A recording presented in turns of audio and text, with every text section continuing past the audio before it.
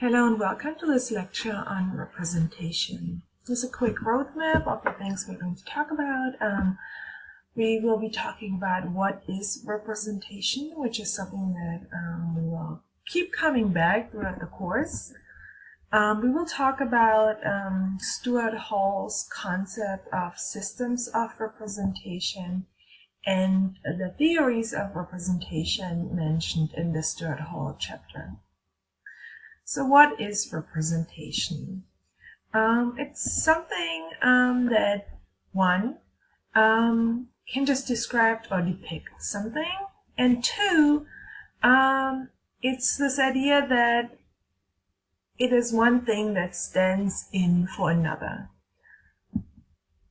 Stuart Hall argues that representation is an essential part of the process by which meaning is produced and exchanged between members of a culture. So for Stuart Hall, representation really is at the key of how we as societies communicate with one another through language, but also through symbols, signs, and visuals. So it's very key as a concept in media studies and in communication studies.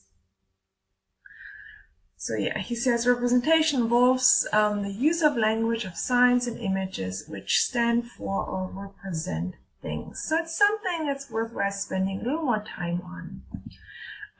It says, what is representation? Representation is a production of the meaning of the concepts in our minds through language. It is the link between concepts and language which enables us to refer to either the real world of objects, people, or events, or indeed to imaginary worlds of fictional objects, people, and events. So it is not only what connects us to other people, but it's also what connects us as human beings to the actual material real world outside of us, and to imagined worlds, right? To fiction, to fictional events, to storytelling. So when we, for instance, see an image, we'll see here an image of a dog, right? And that's something that we share as humans. And for Stuart Hall, what's interesting to him is that as we see this image, we all once have a word for it that we form in our head. So we form language, often dog, if English is your first language or the language you use the most. If English is not your first language, you may use a different word for it. But there's most likely a word that you use for this image here. And vice versa. If you see the word dog and you speak English, you probably have a mental image of a dog and what a dog looks like to you. And that might be different. So it might be this dog, it's my dog here. Or it might be more dog like looks like this. And what's so interesting is that dogs, as we know, can look very different from one another.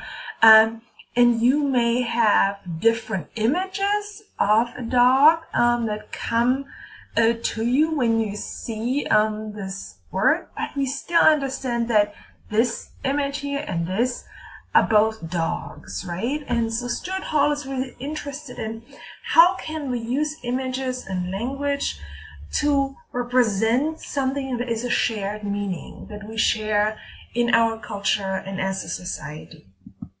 So he introduces us to this idea of systems of representation.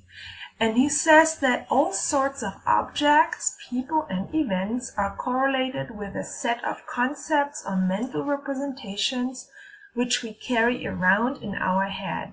So he says as you grow up and as you learn language and as you grow up in a certain culture, in a certain society, your head is filled with those mental images that then are associated or correlated with objects and, again, mental representations. And so you get those correlations in your head. So when I, give you the word screwdriver, you have an image, a mental representation in your head. And you had to learn that at some point, right? If I give you the word unicorn, there's a mental representation, there's some concept popping up in your head. Or flower, right? There's certain mental images. So now the image itself might look slightly different, but the concept itself fits into one category, right? So systems of representation means that people who belong to the same culture will have shared meanings and language. Yeah, we agree on a shared meaning for what a screwdriver is and what a dog is. Cultures agree on a shared meaning of signs which stand for or represent the concepts and the conceptual relations between them, which we carry around in our heads, and together they make up the meaning systems of our culture. So we agree that a flower can be represented by this iconic sign here. You personally might have a slightly different mental image, but that doesn't mean that we as a society, those little, iconic images are meant to represent society, all can agree on this idea here, right? So I'm not having an iconic image of a dog here and then say dog, iconic image of a dog equals the letters for flower, right? Flower, okay, we can agree on this. Flower looks somewhat like this. Okay, this is also flower. Okay. So he says that visual signs are what is called iconic signs, right? They bear in their form a certain resemblance to the object, person, or event to which they refer. So you can have an iconic sign that somewhat looks like an object, a person, or whatever they refer to. And that really becomes relevant in visual media, for instance, right? And we will talk more about this, and you will talk more about this as you continue with this course. But there are also written or spoken signs which are indexical. So indexical signs, they bear no obvious relationship at all to the things to which they refer. All systems of representation have to be learned. Meaning is not inherent in things, and that's really important, meaning that what a dog means to us, for instance, what a certain word means to us, is not inherent in the object or in the word itself. Stuart Hall goes over the example of the word tree and how the letters for tree don't look anything like an actual tree. It has nothing to do with one another.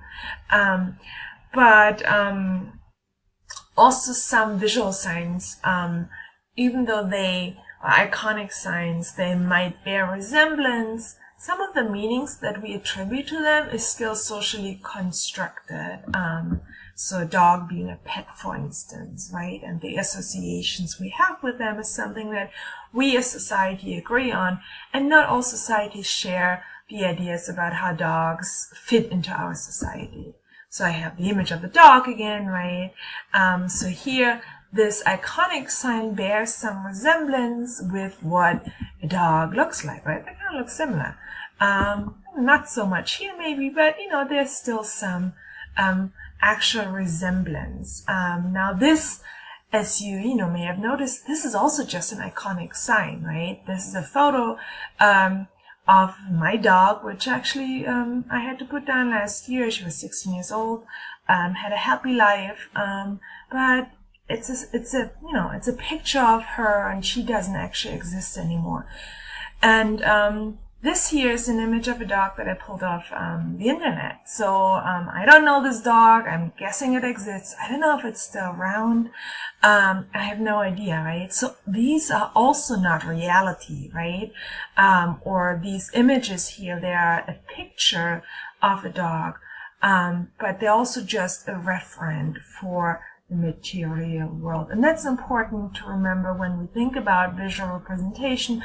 When we think about film, for instance, that film can never be reality, right? Even documentaries cannot be reality. They can only refer to material world, to reality.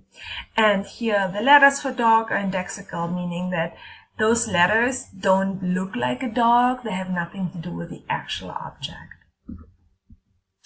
So Hall goes over some theories of representation that you should just know. One is the reflective approach, where that actually argued that meaning is thought to lie in the object and the language imitates reality, and Hall argues against this approach.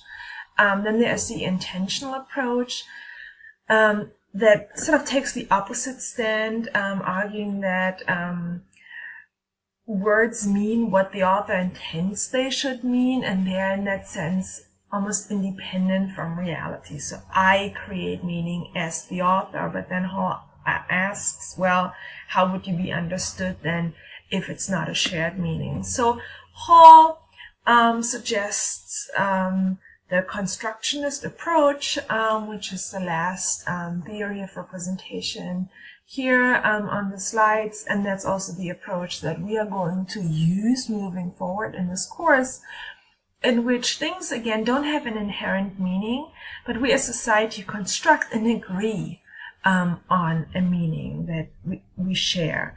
And as a consequence of this, there is a difference between the material world and symbolic practices, meaning a picture of a dog is a representation of a dog. It's referring to a dog, but it's not the actual dog that you may have, pet outside on the street or have at home. Yeah. So there's a difference between the two. Okay, so I hope this was useful, and I'm looking forward to seeing your contributions, and talk to you soon. Bye.